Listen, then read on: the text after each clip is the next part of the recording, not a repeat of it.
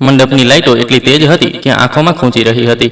ફૂલોની સુગંધ હવામાં હતી. ઢોલોનો અવાજ દિલ સુધી આવી રહ્યો હતો અને કેમેરાની ફ્લેશ વારંવાર ચમકી રહી હતી. મારી દીકરી રાધિકા લાલ જોડામાં મંચ પર બેઠી હતી. તેના હાથની મહેંદી નવી હતી, પણ તેની આંગળીઓ ધ્રુજી રહી હતી. અને ત્યારે જ તે થયું જેના વિશે કોઈ માં સપનામાં પણ વિચારતી નથી. રાધિકાના સાસુ શૈલજા દેવી અચાનક ઊભી થઈ. તેમણે સ્મિત સાથે માઇક પકડી લીધું, જાણે કે કોઈ સુંદર આશીર્વાદ આપવા જઈ રહ્યા હોય. બધાના ચહેરા પર આશા હતી કે હવે સારી વાત થશે, પરંતુ તેમના પછીના શબ્દો સાંભળીને મારું શરીર શૂન્ય થઈ ગયું. આ છોકરી બેવકૂફ છે, તેમણે સ્પષ્ટ કહ્યું, પણ મારા દીકરાએ જીદ કરીને લગ્ન કર્યા.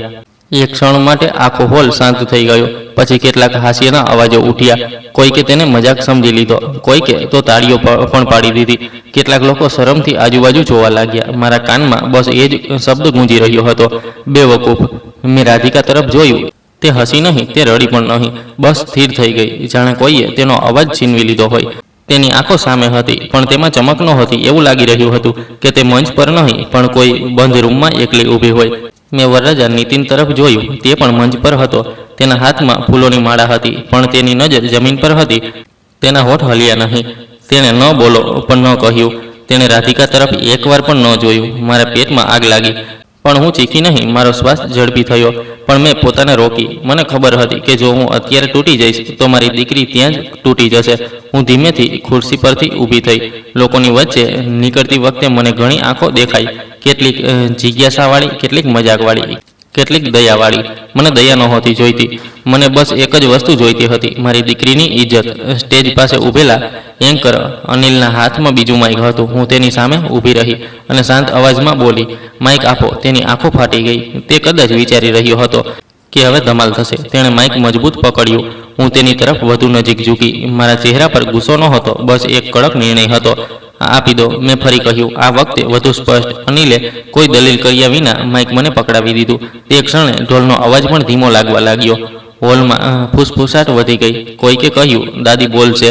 કોઈકે કહ્યું, હવે જુઓ શું થાય છે. હું મંચની સીડીઓ ચડી. મારા પગલાં ધીમા હતા, પણ અંદરથી હું ધ્રુજી નહોતી રહી. મને બસ રાધિકાનો ચહેરો યાદ હતો. તે જળ ચહેરો, તે ખાલી આંખો.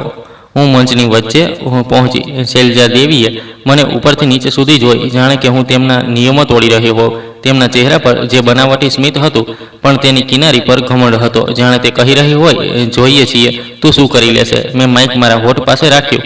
બોલતા પહેલા મેં એકવાર રાધિકા તરફ જોયું. તે હજી પણ ત્યાં જ બેઠી હતી, પણ હવે તેની આંખો મારી તરફ હતી. તે આંખોમાં એક નાનકડી આશા હતી, ખૂબ નાની, જેમ અંધારામાં એક દિવાસળી. મેં નીતિન તરફ જોયું. તે હજી પણ ચૂપ હતો. પછી મેં આખા હોલ તરફ નજર ફેરવી અને મને એક વાત સ્પષ્ટ દેખાઈ. આ માત્ર એક લગ્ન નહોતા, આ એક પરીક્ષા હતી, મારી દીકરીની ઇજ્જતની પરીક્ષા, અને મારી ચૂપગીદીની પણ. લોકો વિચારે છે કે ઇજ્જત લગ્નના કપડાથી આવે છે, ફોટાથી આવે છે, મોટા હોલથી આવે છે, પણ સાચું એ છે કે ઇજ્જત ત્યારે બચે છે જ્યારે કોઈ તેના માટે ઊભું રહે. મારા મગજમાં પાછલા કેટલાક અઠવાડિયાની વાતો ઘૂમી ગઈ.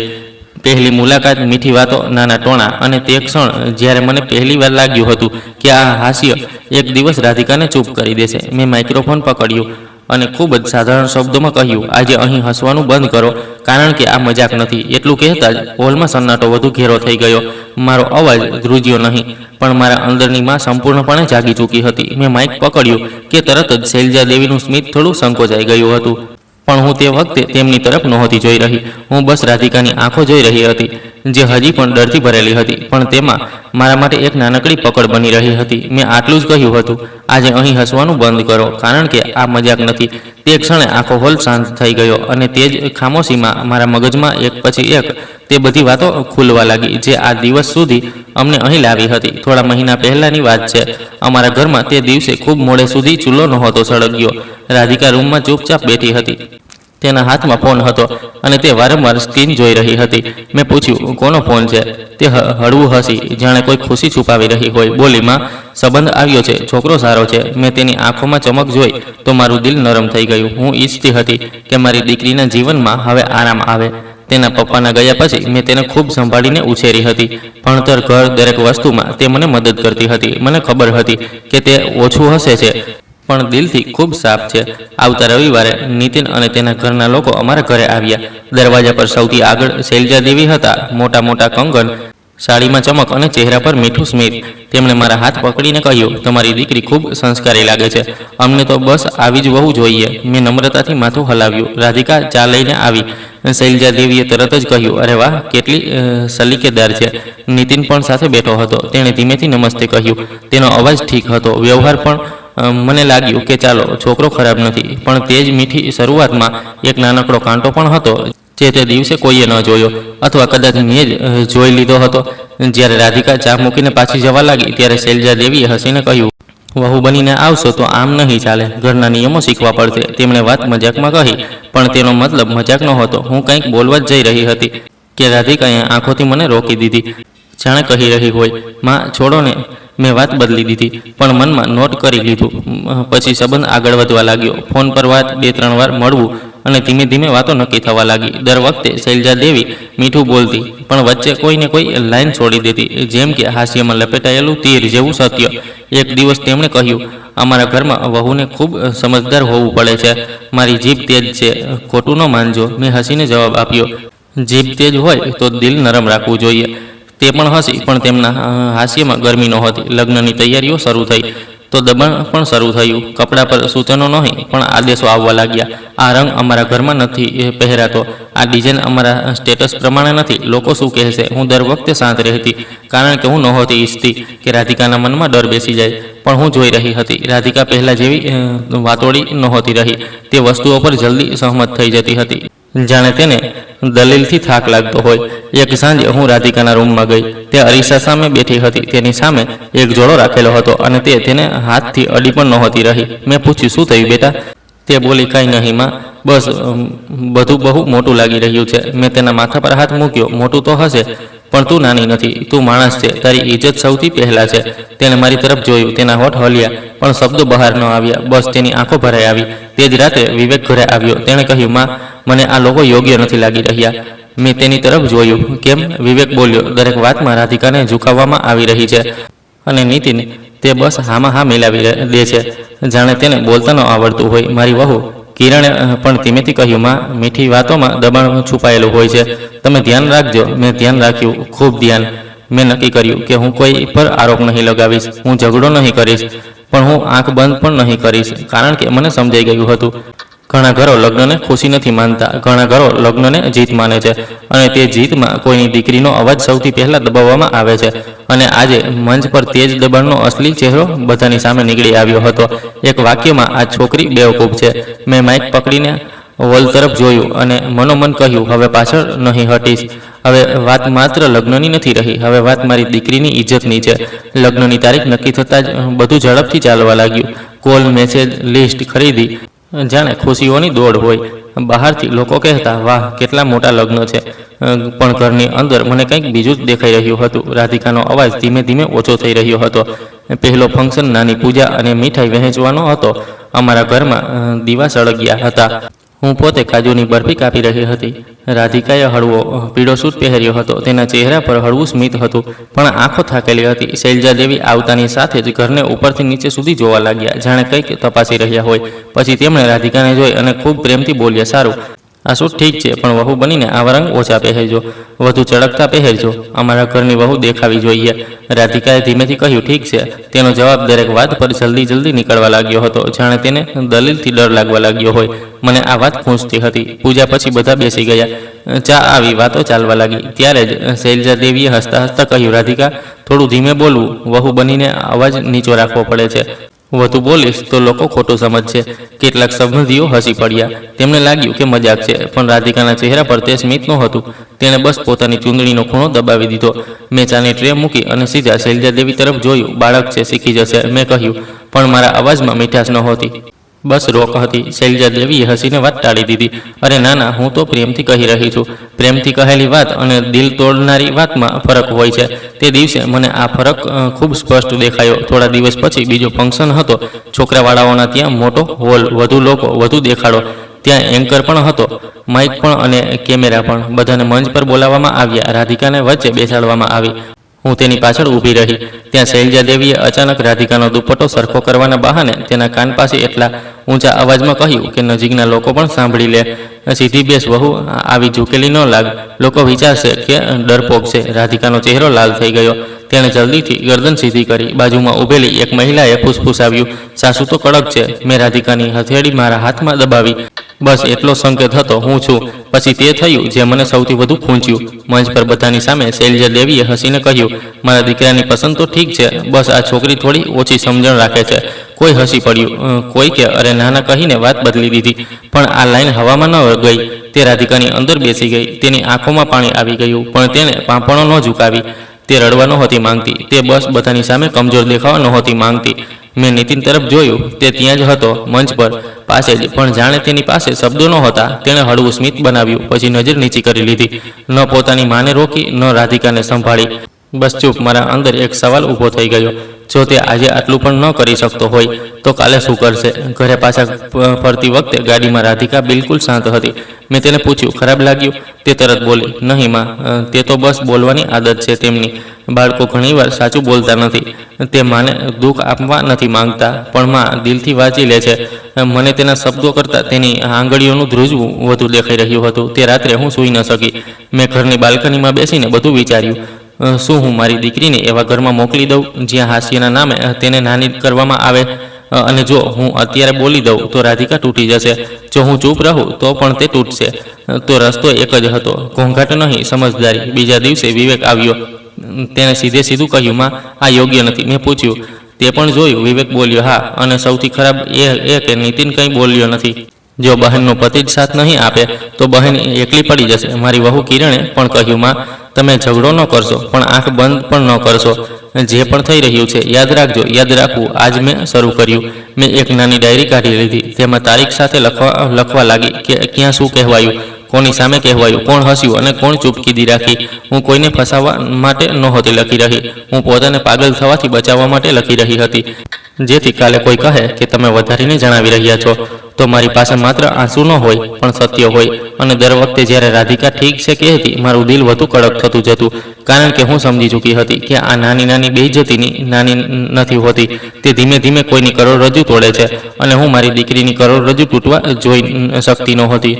આવતા થોડા દિવસોમાં ઘર બહારથી ખૂબ ખુશ દેખાતું હતું, પણ મારા અંદર એક બેચેની બેસી ગઈ હતી. હું રાધિકાને હસાવવાની કોશિશ કરતી, તેને શકુનની બંગડીઓ દેખાડતી, મીઠાઈ ખવડાવતી, પણ દર વખતે તેનું હાસ્ય અડધું જ રહેતું. અને જ્યારે પણ ફોનની ઘંટડી વાગતી તે એકદમ ચોંકી જતી, જાણે કોઈ ઠપકાની આશા હોય. મેં નક્કી કરી લીધું હતું કે હું લડાઈ નહીં કરીશ, પણ આંખો બંધ પણ નહીં કરીશ. મારે પહેલાં સત્ય સમજવું હતું, કારણ કે સત્ય વિના બોલવું માત્ર ઘોંઘાટ હોય છે, અને ઘોંઘાટમાં અવારનવાર કમજોર જ દબાઈ જાય છે. એક સવારે હું વહેલી ઉઠી. રાધિકા સૂતી હતી. મેં તેના માથા પર હળવો હાથ મૂક્યો, જાણે કહી રહ્યો હોઉં, ડર નહીં. પછી હું ચૂપચાપ રસોડામાં ગઈ અને કિરણને અવાજ દીધો. કિરણ મારા ચહેરાને જોઈ ગઈ. તે સમજી ગઈ. તેણે ધીમેથી પૂછ્યું, માં તમે ઠીક છો? મેં કહ્યું, ઠીક છું, બસ કેટલીક વાતો સ્પષ્ટ કરવાની છે. વિવેક પણ ત્યાં જ આવી ગયો. તેણે પૂછ્યા વિના ચાવી ઉઠાવી અને બોલ્યો, હું તમારી સાથે ચાલું? મેં માથું હલાવ્યું, હા, પણ કોઈને ખબર ન પડવી જોઈએ. રાધિકાને પણ હમણાં નહીં. અમે બહાનું બનાવ્યું કે હું લગ્નના કાર્ડ આપવા જઈ રહી છું. સાચું એ જ હતું, પણ તેની પાછળ મારું એક બીજું કામ પણ હતું, જોવું કે વરરાજાવાળાઓની વાતો સાચી છે કે માત્ર હવા. પહેલું કામ મેં ખૂબ જ સાધારણ રીતે કર્યું. હું નીતિનને કાર્ડ આપવાના બહાને તેના ઓફિસના વિસ્તારમાં ગઈ. વિવેક ગાડીમાં રહ્યો, હું એકલી ગઈ, જેથી કોઈ ન બોલે કે માભાઈ પોલીસ બનીને આવ્યા છે. ઓફિસની બિલ્ડિંગ મોટી હતી. ગેટ પર એક ગાર્ડ બેઠો હતો. મેં સ્મિત સાથે પૂછ્યું, બેટા નીતિન અહીં કામ કરે છે ને? મારે લગ્નનું કાર્ડ આપવું છે. ગાર્ડે રજિસ્ટર પલટાવ્યું, પછી મારી તરફ જોયું. કોણ નીતિન? મેડમ. મેં ફરીથી નામ જણાવ્યું. ગાર્ડે માથું હલાવ્યું. મેડમ, આ નામનો કોઈ નથી અમારા રેકોર્ડમાં. મારા પેટમાં હળવી ઠંડક દોડી ગઈ. મેં પોતાને સંભાળી. હોઈ શકે છે કે તે કોઈ બીજા બ્રાન્ચમાં હોય, હોઈ શકે છે કે નામની સ્પેલિંગ અલગ હોય. મેં દલીલ ન કરી. મેં બસ કહ્યું, ઠીક છે બેટા, ધન્યવાદ. હું બહાર નીકળી તો તડકો તેજ હતો, પણ મને ઠંડી લાગી રહી હતી. વિવેકે દૂરથી મારા ચહેરાની હાલત જોઈ લીધી. શું થયું માં? મેં કહ્યું, હમણાં કંઈ નહીં, પહેલાં પૂરું જોઈ લઈએ. પછી મેં તે કર્યું જે કોઈ માં ખૂબ વિચારીને કરે છે. મેં કોઈની ઇજ્જત પર હાથ ન નાખ્યો, બસ વાતોનો મેળવવું શરૂ કર્યું. મેં નીતિનને સીધો ફોન ન કર્યો. મેં તેને એક સાધારણ મેસેજ કર્યો, બેટા ઓફિસ ક્યાં છે? મારે કાર્ડ આપવું છે અને સરનામું પણ લખવું છે. તેનો જવાબ આવ્યો, આંટી, હું હમણાં બીજા પ્રોજેક્ટ પર છું, ઓફિસ બદલાતું રહે છે. મને આ લાઈન અજીબ લાગી. ઓફિસ બદલાય છે, ઠીક છે, પણ સરનામું તો હોય છે ને. મેં માત્ર ઓકે લખ્યું અને વાત પૂરી કરી દીધી. મારી ડાયરીમાં મેં તારીખ સાથે લખી દીધું. ઓફિસનું સરનામું સાફ નથી. ઘરે પાછી ફરી તો રાધિકા રસોઈ બનાવી રહી હતી. તે મને જોઈને હસી. માં, તમે થાકી ગયા હશો. મેં તને થોડી ઊંચકીને કહ્યું, હું થાકીશ તો તું હસીશ કેવી રીતે? તે હળવી હસી, પણ આંખો નીચી થઈ ગઈ. મેં તેના હાથ જોયા. તેની આંગળીઓ પર કટ લાગ્યો હતો. કદાચ ઉતાવળમાં શાકભાજી કાપતી વખતે લાગી ગયો હશે. મેં ધીમેથી પૂછ્યું, કોણે કહ્યું કે બધા કામ તું જ કરીશ? તે બોલી, હું જ કરી લઈશ માં. તમારે આરામ કરવો જોઈએ. આ હું જ કરી લઈશ. પણ મને ખૂચ્યું. લગ્ન પહેલાં જ તે પોતાના ઉપર બધું લઈ રહી હતી. સાંજે શૈલજા દેવીનો ફોન આવ્યો. અવાજમાં મીઠાશ હતી, પણ શબ્દોમાં દબાણ. સાવિત્રીજી, લગ્નની લિસ્ટ મોકલી આપો. અને હા, અમારા અહીં પરંપરા છે કે વહુના માયકાથી કેટલીક વસ્તુઓ આપોઆપ આવી જાય છે. મેં શાંત થઈને પૂછ્યું, કઈ વસ્તુઓ? તે હસી પડી. અરે, તમે સમજદાર છો, તમે સમજી જશો. તમે સમજી જશો. અસલમાં તમારે કરવું જ પડશે હતું. મેં પણ એટલા જ સ્પષ્ટ અવાજમાં કહ્યું, પરંપરા એ જ સારી છે જેમાં દીકરીની ખુશી હોય. બોજવાળી પરંપરા હું નથી માનતી. ફોનમાં બીજી તરફ એક ક્ષણ ચૂપકીદી રહી. પછી શૈલજા દેવીએ વાત બદલી દીધી. અરે, તમે તો ખોટું માની ગયા. મેં પણ વાત પૂરી કરી દીધી, પણ ડાયરીમાં લખી લીધું. પરંપરાના નામે માંગ. તે રાત્રે વિવેક મારી પાસે બેઠો. બોલ્યો, માં, તમે સાચું કરી રહ્યા છો, પણ શું આપણે રાધિકાને જણાવી દઈએ? મેં ધીમેથી કહ્યું, નહીં, હમણાં નહીં. જો હું તેને પાકા પુરાવા વિના ડરાવીશ તો તે તૂટી જશે. આપણે પહેલાં સત્યને હાથમાં પકડવું છે. કિરણે મારા માટે દૂધ મૂક્યું. તેણે કહ્યું, માં, તમે બહુ એકલા ન થાઓ, અમે તમારી સાથે છીએ. મેં માથું હલાવ્યું, પણ અંદરથી મને ખબર હતી કે અસલી લડાઈ મંચ પર નથી થતી. અસલી લડાઈ ઘરની અંદર થાય છે, જ્યાં છોકરીને ધીમે ધીમે ચૂપ કરાવી દેવામાં આવે છે. બીજા દિવસે હું લગ્ન હોલની ઓફિસ ગઈ ચૂકવણીની રસીદો જોવા. મેનેજરે મને ફાઇલ દેખાડી. કેટલીક રકમ છોકરાવાળાઓ તરફથી આવી હતી, પણ કેટલીક વસ્તુઓ પછીથીના નામે ટાળી દેવામાં આવી હતી. હું વધુ ન બોલી. બસ બધું કોપી કરીને મારા બેગમાં મૂકી દીધું. હું કોઈને ફસાવા નહોતી માંગતી. હું માત્ર એટલું જ ઈચ્છતી હતી કે કાલે કોઈ મારા સામે ઊભું રહીને એમ ન કહી દે કે તમે જૂઠ બોલી રહ્યા છો. ઘરે પાછા ફરતી વખતે બજારમાંથી રાધિકા માટે નાનકડી પાયલ લઈ આવી. તે ખુશ થઈ ગઈ. મેં તેના ચહેરા પર થોડીક રોશની જોઈ તો મારું દિલ નરમ પડી ગયું. આજ તો હું બચાવવા માંગતી હતી તેની રોશની. પણ તે જ સાંજે એક બીજી વસ્તુ થઈ જેણે મારી સાવધાની વધુ વધારી દીધી. હું રસોડાની પાસેથી પસાર થઈ રહી હતી ત્યારે મેં શૈલજા દેવીનો અવાજ ફોન પર સાંભળ્યો. તે અમારા ઘરના ખૂણામાં સ્પીકર બંધ કરીને ધીમે બોલી રહી હતી. તેમના અવાજમાં હાસ્ય હતું, પણ તે હાસ્ય વહાલું નહોતું. હા, લગ્નમાં બધાની સામે બોલીશ, તે કહી રહી હતી. ત્યારે જ તો વહુને સમજાશે કે અમારું ઘર શું છે અને તેની ઓકાત શું છે. મારા હાથમાંથી પાણીનો ગ્લાસ હળવો હલ્યો. મેં શ્વાસ અંદર ખેંચ્યો. મારા મગજમાં એક વાત તેજ થઈ ગઈ. આ વાતો એમ જ નથી નકળી રહી. આ પહેલેથી વિચારેલી છે. હું ત્યાં જ રોકાઈ ગઈ, અવાજ કર્યા વિના, અને મનોમન પોતાને કહ્યું, સાવિત્રી, હવે તારે માત્ર જોવાનું નથી, હવે તારે તૈયાર રહેવું છે. લગ્નના દિવસે સવારથી જ ઘરમાં અજીબ ભાગદોડ હતી. બહારથી બધું સુંદર લાગી રહ્યું હતું. ફૂલોની માળા, નવા કપડાની સુગંધ અને સંબંધીઓનું હાસ્ય. પણ મારા દિલની અંદર એક નાનકડી ઘંટડી સતત વાગી રહી હતી. જાણે કોઈ કહી રહ્યું હોય, સાવધાન, રાધિકા તૈયાર થવાની હતી. તેના રૂમની બહાર 2-3 મહિલાઓ બેઠી હતી. કોઈ કાજળ શોધી રહી હતી, કોઈ પિન મેકઅપવાળી પૂજા વારંવાર કહી રહી હતી, બસ 5 મિનિટ વધુ, દુલ્હનનો ચહેરો ચમકી જશે. હું દરવાજા પાસે ઊભી રહી. રાધિકા દર્પણમાં પોતાને જોઈ રહી હતી, પણ તેની આંખો પોતાના ચહેરા પર નહોતી. તે જાણે ક્યાંય બીજે જોઈ રહી હતી, કોઈ ડર તરફ. મેં ધીમેથી પૂછ્યું, બેટા, પેટમાં દુખાવો તો નથી? તેણે હળવેથી માથું હલાવ્યું. નહીં માં, પણ તેના હાથ ઠંડા હતા. મેં તેની હથેળી મારી હથેળીમાં લીધી. જો કંઈ પણ ખોટું લાગે તો બસ મારી તરફ જોઈ લેજે. તે મારી તરફ જોઈ અને તેની આંખોમાં પાણી તરી આવ્યું. માં, હું ઠીક છું, તેણે જલ્દીથી કહ્યું, આ જાણે તે પોતાને સમજાવી રહી હોય. તે જ સમયે બહાર ઘોંઘાટ થયો. છોકરાવાળા આવી ગયા. ઢોલનો અવાજ તેજ થઈ ગયો. કોઈકે શંખ વગાડ્યો. વિવેક દોડતો આવ્યો અને બોલ્યો, માં, બધા લોકો તમને બહાર બોલાવી રહ્યા છે. મેં રાધિકાના માથા પર હળવો હાથ મૂક્યો અને બહાર આવી ગઈ. વરરાજાનું સ્વાગત થઈ રહ્યું હતું. નીતિન ઘોડી પરથી ઉતર્યો. તેણે હસવાની કોશિશ કરી, પણ તેનું સ્મિત પૂરું નહોતું. તેની આંખો અહીં તહીં ભાગી રહી હતી, જાણે તે કોઈ વસ્તુથી બચી રહ્યો હોય. મેં ધ્યાનથી જોયું. તેના કાન પાસે મોબાઈલ હતો. તે કોઈક સાથે ધીમે ધીમે વાત કરી રહ્યો હતો. હું સાંભળી ન શકી, પણ તેના ચહેરા પર પરસેવો હતો. આટલી ઠંડીમાં પણ શૈલજા દેવી સૌથી આગળ હતી. ભારે સાડી, ભારે ઘરેણાં અને તેટલો જ ભારે અવાજ આવતાની સાથે જ તેમણે કહ્યું, બધું બરાબર ચાલવું જોઈએ. અમારી ઇજ્જત દાવ પર છે. આ સાંભળતા જ મારા અંદર કંઈક કસાઈ ગયું. લગ્નમાં ઇજ્જત શબ્દ એટલો વધારે નથી બોલાતો જ્યાં સુધી કોઈનું દિલ સાચી જગ્યાએ ન હોય. મેં સ્મિત સાથે તેમનું સ્વાગત કર્યું. આવો અંદર ચાલો. હોલની અંદર લાઇટો ચમકી રહી હતી. સ્ટેજ સજી ચૂક્યો હતો. એન્કર અનિલ અહીંથી ત્યાં દોડી રહ્યો હતો. ક્યારેક માઇક ચેક, ક્યારેક સંગીત. મેં અનિલને ઈશારાથી બોલાવ્યો. તે મારી પાસે આવ્યો. મેં ખૂબ શાંતિથી પૂછ્યું, માઇક કોના હાથમાં રહે છે? તે બોલ્યો, મેડમ, મંચનું માઇક મારી પાસે જ રહે છે. બસ કન્ફર્મેશન વાળાઓને આપું છું. મેં માથું હલાવ્યું. ઠીક છે. આટલો નાનો સવાલ હતો પણ મારા માટે ખૂબ જરૂરી હતો. હવે રાધિકાને બોલાવવામાં આવી. તે લાલ જોડામાં બહાર આવી. બધાની આંખો તેના પર હતી. લોકો કહી રહ્યા હતા, કેટલી સુંદર લાગી રહી છે. પણ હું માત્ર તેની આંખો જોઈ રહી હતી. તે સુંદર જરૂર હતી પણ અંદરથી ખાલી લાગી રહી હતી.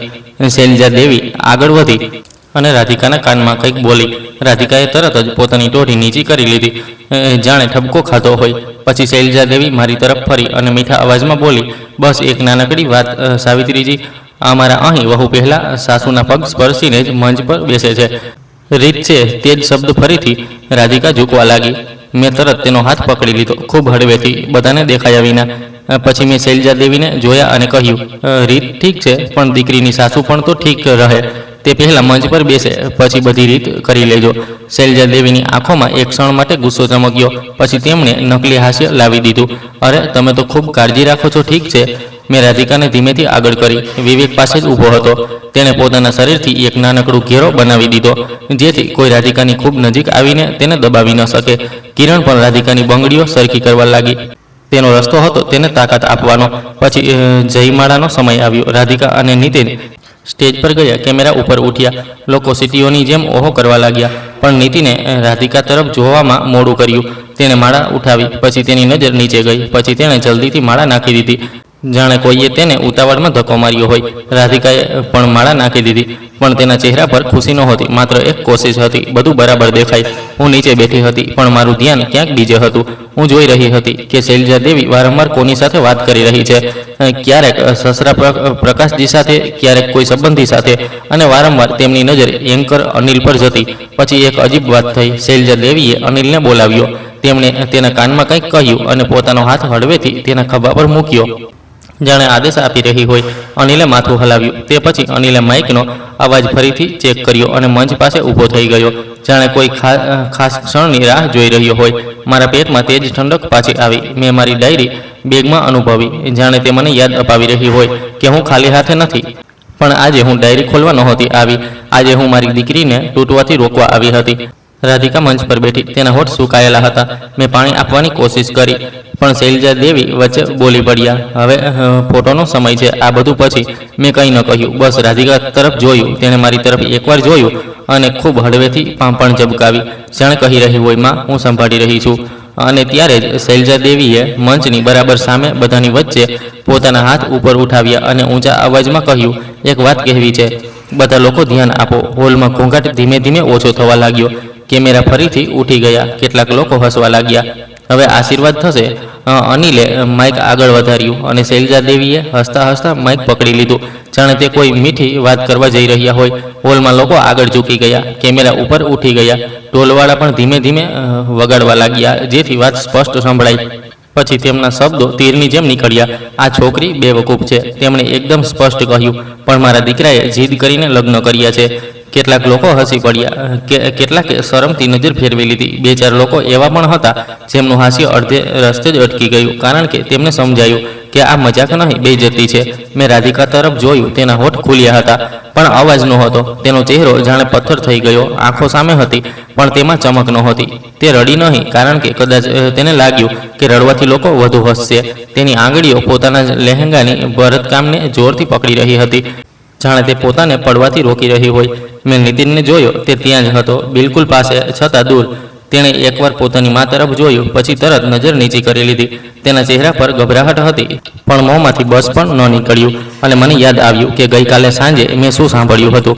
લગ્નમાં બધાની સામે બોલીશ ત્યારે જ વહુને સમજાશે.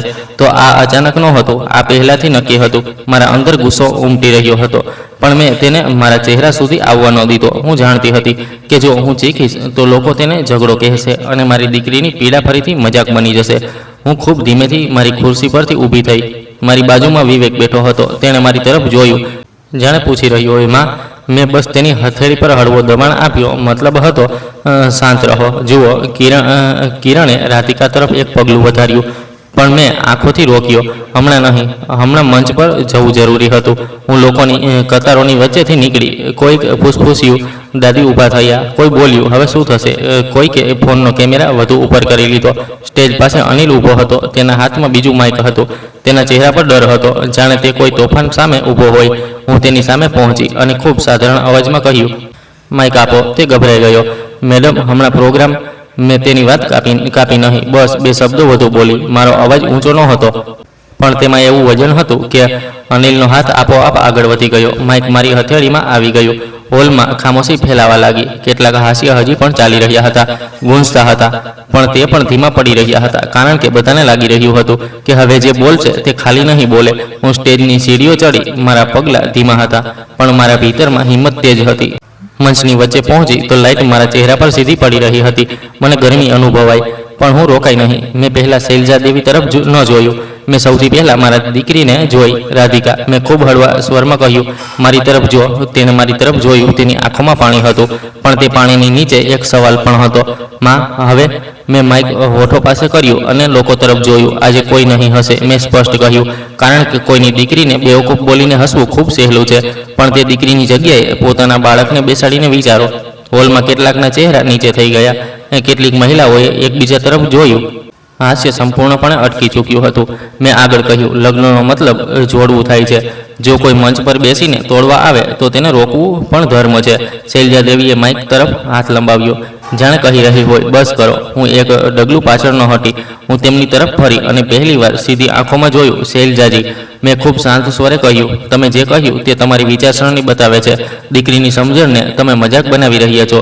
તેમણે તરત જ કહ્યું, અરે, મેં તો મજાક કરી. લોકો તો હસ્યા પણ.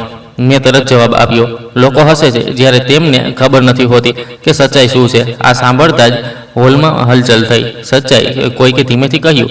કોઈકે સીટ પર સરકીને વધુ સારી જગ્યાએથી જોવાનું શરૂ કર્યું. કેમેરાની ફ્લેશ ફરી ચમકી. મેં નીતિન તરફ જોયું. બેટા નીતિન, મેં કહ્યું, એક સવાલ છે. જ્યારે તમારી માએ તમારી થનારી પત્નીને બેવકૂફ કહી ત્યારે તમે ચૂપ કેમ રહ્યા? નીતિને હોઠ ખોલ્યા, પણ અવાજ ન નીકળ્યો. તેની આંખો હોલમાં ઘૂમી. પછી રાધિકા પર ગઈ, પછી પાછી નીચે. તે એકદમ ફસાયેલો લાગી રહ્યો હતો. મેં મારી વાત આગળ વધારી, ચૂપ કીધી, પણ ક્યારેક ક્યારેક જવાબ બની જાય છે. હવે શૈલજા દેવીનો ચહેરો કઠોર થઈ ગયો. તેમણે સસરા પ્રકાશજી તરફ જોયું, જાણે મદદ માંગી રહી હોય. પ્રકાશજી ખુરશીમાં વધુ ઘસી ગયા. મેં મારો બેગ જે સ્ટેજ પાસે જ રાખેલો હતો હળવેથી આગળ ખેંચ્યો. લોકોએ આ નાનકડી હરકત પણ પકડી લીધી.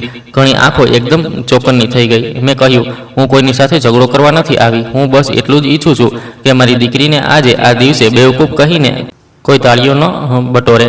મેં બેગની જીપ ધીમેથી ખોલી. શૈલજા દેવીના ચહેરાનો રંગ બદલાઈ ગયો. તે એક ડગલું આગળ વધી. તેમનો અવાજ તેજ થઈ ગયો. તેમ આ બધું શું કરી રહ્યા છો? આ લગ્ન છે કે કોર્ટ? મેં ગભરાયો એને કહ્યું, લગ્ન છે એટલે જ તો સત્ય જરૂરી છે, જેથી કાલે કોઈ વહુ બનીને રડે નહીં. હોલમાં સન્નાટો એટલો ઘેરો હતો કે કોઈની બંગડી ખણખણતી તો પણ સંભળાઈ જાત. રાધિકા સંપૂર્ણપણે મારી તરફ જોઈ રહી હતી. વિવેકની મુઠ્ઠી ભીંચાયેલી હતી, પણ તે રોકાયેલો હતો. કિરણની આંખો ભીની હતી, પણ ચહેરો મજબૂત. મેં બેગની અંદર હાથ નાખ્યો અને એક જાડું કવર બહાર કાઢ્યું. કવર જોતા જ શૈલજા દેવીના પગલાં રોકાઈ ગયા, જાણે તેમના પગ નીચેથી જમીન ખસી ગઈ હોય. તેમની આંખો ફાટી ગઈ અને તે અચાનક આગળ વધી. માઇક તરફ હાથ વધારતા, આ ન દેખાડશો.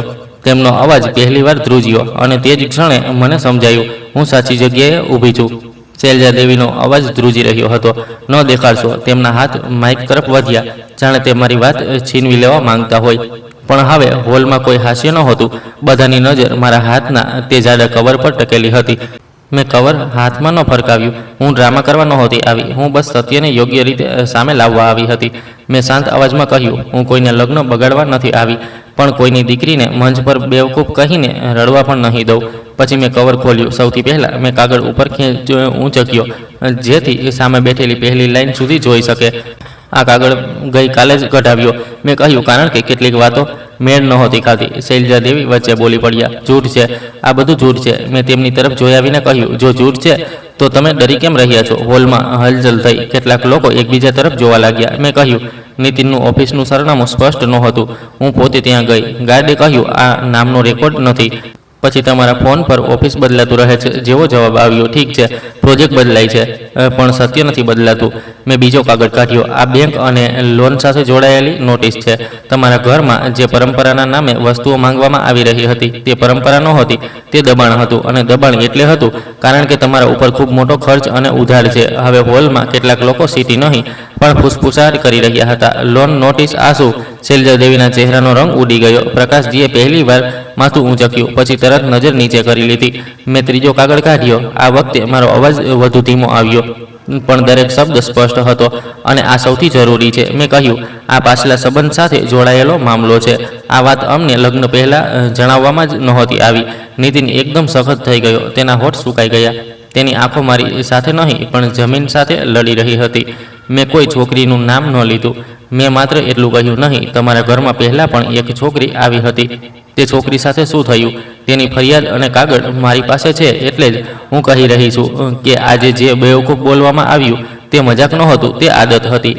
તે જ આદત જે પહેલાં પણ કોઈના જીવન પર ભારે પડી હતી. હોલમાં સન્નાટો એવો હતો કે જાણે હવા પણ રોકાઈ ગઈ હોય. કેમેરા હજી પણ ચાલી રહ્યા હતા, પણ લોકો રેકોર્ડ નહીં, સચ્ચાઈ જોઈ રહ્યા હતા. શૈલજા દેવી આગળ વધી અને મારા હાથમાંથી કાગળ છીનવવા લાગી. વિવેક તરત સ્ટેજ પાસે આવી ગયો. કિરણ પણ રાધિકા પાસે ઊભી રહી ગઈ. અનિલ ગભરાઈ ગયો, પણ તેણે આ વખતે માઇક પાછું છીનવવાની કોશિશ ન કરી. તેને પણ સમજાઈ ગયું હતું આ શો નથી. મેં કાગળ મારા હાથમાં મજબૂત પકડી રાખ્યા અને કહ્યું, તમે છીનવી લેશો તો સત્ય ખતમ નહીં થાય, સત્ય તે જ રહેશે. હવે એક વૃદ્ધ કાકા, કદાચ છોકરાવાળાઓના સંબંધી, ઊભા થયા. તેમણે કઠોર અવાજમાં પૂછ્યું, શૈલજા, આ બધું શું છે? લગ્નમાં આ વાતો છુપાવવામાં આવી? શૈલજા દેવીએ તરત જ કહ્યું, આ બધું ફસાવવાની ચાલ છે. મેં બસ નીતિન તરફ જોયું. બેટા નીતિન, મેં કહ્યું, એક વાત જણાવી દે, હું ખોટી છું કે આ વાતો સાચી છે? આખો હોલ નીતિન તરફ ફરી ગયો. નીતિનનો અવાજ પહેલીવાર નીકળ્યો, ખૂબ ધીમો, ખૂબ તૂટેલો. માં, બસ રહેવા દો. આટલું સાંભળતા જ શૈલજા દેવી ચીખી, ચૂપ રહો. પણ હવે મોડું થઈ ચૂક્યું હતું. તે એક વાક્યએ બધું જણાવી દીધું. ડર ક્યાં છે અને સત્ય ક્યાં છે? રાધિકા, જે અત્યાર સુધી જળ બની બેઠી હતી, અચાનક ઊભી થઈ ગઈ. તેની આંખોમાં આંસુ હતા, પણ તેનો અવાજ સાફ હતો. મને કોઈ બેવકૂફ બોલે અને હું ચૂપ બેસી રહું. હું હવે તે રાધિકા નથી. હોલમાં ઘણી મહિલાઓએ શ્વાસ રોકી લીધા. કેટલાક લોકોની આંખો ભરાઈ આવી. રાધિકાએ નીતિન તરફ જોયું. જો તમને સાચું બોલવાની હિંમત આજે નથી, તેણે કહ્યું, તો લગ્ન પછી પણ નહીં હોય. નીતિન કંઈ બોલી ન શક્યો. તેની ચૂપકીદી ફરી સામે હતી, પણ હવે તે ચૂપકીદી તેની ઇમેજ બચાવનારી નહોતી. હવે તે ચૂપકીદી તેને ખોલી રહી હતી. મેં રાધિકાનો હાથ પકડ્યો. બેટા, મેં કહ્યું, લગ્ન એક શરૂઆત હોય છે, ડર સાથે શરૂઆત નથી કરતા. વિવેકે આગળ વધીને સ્ટેજ મેનેજરને કહ્યું, હાલ પૂરતી આ રસમો રોકો. અનિલે માઇક નીચે કરી દીધું. સંગીત બંધ થઈ ગયું. ફૂલો ત્યાં જ હતા, લાઇટો ત્યાં જ હતી, પણ માહોલ બદલાઈ ચૂક્યો હતો. શૈલજા દેવીએ છેલ્લી કોશિશ કરી. લોકો શું કહેશે? તેમણે ડરતા ચીસ પાડતા કહ્યું. મેં બિલકુલ સાધારણ જવાબ આપ્યો. લોકો આજે જે કહેશે તે થોડા દિવસ રહેશે, પણ મારી દીકરી જો રોજ રડશે તો તે આખી જિંદગી રહેશે. એટલું કહેતા જ મને લાગ્યું કે મારા છાતી પર રાખેલો પથ્થર હટી ગયો. મેં રાધિકાને મારી પાસે ખેંચી લીધી. તે રડી, પણ આ વખતે ડરથી નહીં, આ વખતે રાહતથી. હોલમાં કેટલાક લોકો ચૂપચાપ ઉઠીને બહાર જવા લાગ્યા. કેટલાક લોકો અમારી પાસે આવ્યા અને ધીમા અવાજમાં બોલ્યા, તમે સાચું કર્યું. અને કેટલાક એવા પણ હતા જે માત્ર માથું ઝુકાવીને ચાલ્યા ગયા, કારણ કે સત્ય સામે બધાની પાસે શબ્દો નથી હોતા. જ્યારે અમે બહાર નીકળ્યા, રાતની હવા ઠંડી હતી. રાધિકાએ મારી તરફ જોયું અને પહેલીવાર બોલી કે હા માં, તમે મને બચાવી લીધી. મેં તેના માથા પર હાથ મૂક્યો. નહીં બેટા, મેં કહ્યું, મેં તને યાદ અપાવ્યું કે તું કમજોર નથી. જો તમને આ વાર્તા સાચી લાગી અને તમને લાગ્યું કે દરેક દીકરીની ઇજ્જત માટે કોઈ એક વ્યક્તિનું ઊભું રહેવું જરૂરી છે, તો વિડીયોને લાઇક કરો, તમારા વિચારો કોમેન્ટમાં લખો અને ચેનલને સબસ્ક્રાઈબ કરો. કારણ કે આવી વાર્તાઓ માત્ર સાંભળવા માટે નહીં, શીખવા માટે હોય છે.